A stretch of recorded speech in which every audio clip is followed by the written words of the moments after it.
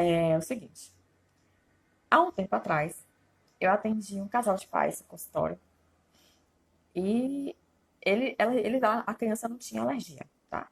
Mas eles tinham a família tinha um hábito vegetariano, né? Então tinha adotaram um regime alimentar para o vegetarianismo. Tanto ela, a mãe, quanto o pai. E aí eles foram para mim justamente com esse objetivo de ver como é que poderia fazer se eles não, já que eles não queriam que a criança tivesse acesso ao consumo desses alimentos, tá? E de antemão isso é possível. É possível desde que seja devidamente orientado. E aí eles me chegaram com uma história, que foi a seguinte. Eles foram a criança já tinha mais de um ano.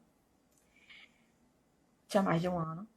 E eles foram a um profissional. E esse profissional falou o seguinte: olha, você não precisa dar leite para o seu filho. Dê folhosos. Dê folhas, verdes escuras. Né? Tá. Aí eles me trouxeram essa situação. E aí, conversando com eles, eu expliquei que existe realmente a quantidade de cálcio que pode ser proveniente desses alimentos.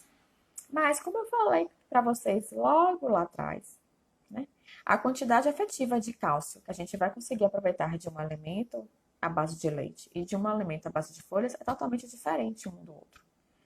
Então, assim, eu vou precisar de consumir muito mais folhosos para conseguir a minha recomendação de cálcio. Quando eu falo para eu conseguir, eu falo para a criança conseguir atingir essa recomendação de cálcio. E a quantidade de folha que a criança ela não tem como consumir, porque é uma quantidade muito alta, que até alguns adultos têm essa dificuldade, porque realmente requer um volume muito grande do consumo daquele alimento. E não estava condizente com a alimentação e com o consumo alimentar de uma criança de um ano de idade. Então, assim, quando a gente pensa em excluir um alimento, né, seja pelo vegetarianismo, veganismo, por alergia alimentar, que é o nosso foco, eu não posso pensar simplesmente em excluir e falar de forma superficial, substitua por folha. Porque eu não sei quanto de folha que aquela criança vai precisar consumir para atender as necessidades nutricionais daquele nutriente. E aí a gente conversou, né, vimos as outras possibilidades, quais eram os outros alimentos que poderiam substituir para que aquela criança realmente tivesse a necessidade suprida com a alimentação. E aí o tempo se passou e aí eles entraram em contato comigo.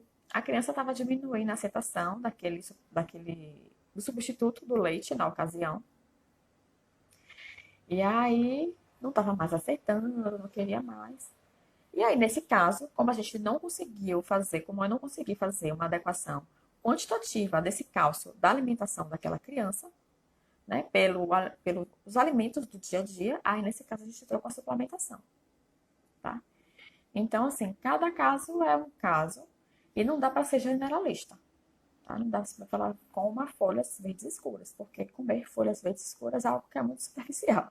Não quer dizer muita coisa, né? Seja específico em quantidade, específico quanto aquela criança precisa comer e saiba se é viável ou não aquela criança comer essa quantidade de cálcio.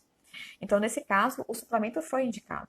Ele teve realmente uma indicação, ele foi necessário, né? Nesse segundo momento que a gente tentou com os alimentos em geral e não conseguiu, porque ela realmente recusou o substituto depois de um tempo, e aí entrou com o suplemento e tudo bem.